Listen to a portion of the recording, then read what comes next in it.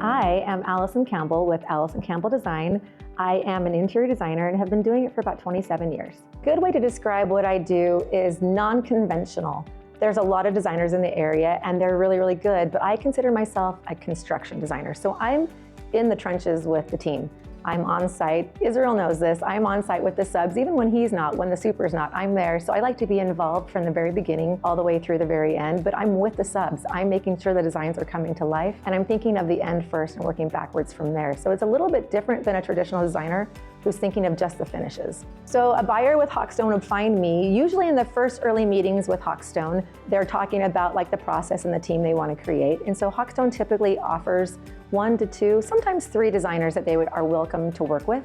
And so the client would then reach out to those designers and have interviews with them. And then from there, it depends on how we fit, but that's how they would work with me. If someone doesn't know how to describe what they want, we kind of dig down deep into the things that they like, the way they live, the way their family functions, and we kind of pull out a feel from them, and then we create a feel in their home. It might not touch a specific style, it might not be traditional, it might not be transitional, it might not be contemporary, but it will be perfect for them. So our style is how the home feels for the homeowner. As you scroll through Instagram, which we all do, right? You'll see someone like, I know who certain, I'm like, oh, that's so-and-so, because they design a style. You'll scroll through mine and you've seen, like, it's all over the place. I'm one end of the spectrum to the other because we can do any style, it's the feel that we're going for.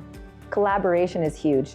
We need more eyes on the plans and on the process as possible. The client kind of has an idea of what they want, but really is up to the team, and that's your designer, your architect, and your builder to collaborate and advocate for the client throughout the whole process.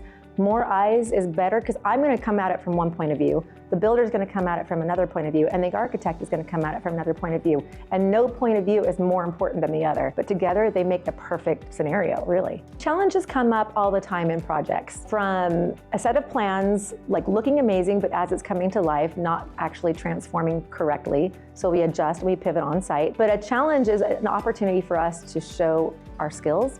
So we don't ever take a challenge or a problem to a client. The builder and I come together with the subcontractor, we solve it, and we come to the client and say, hey, we ran into this little issue and this is what we've solved, and they're overjoyed with the solution. And so really, there's not a challenge we can't fix because that's kind of our job. The difference between a beautiful home and a meaningful home, I guess, is in the intent in which you created that space. A beautiful home can look really, really pretty, but if it doesn't function well for the family, it's not going to have the same meaning for them. But if it was well-intended, things were curated for that client and 100% like customized for them, that is a meaningful home.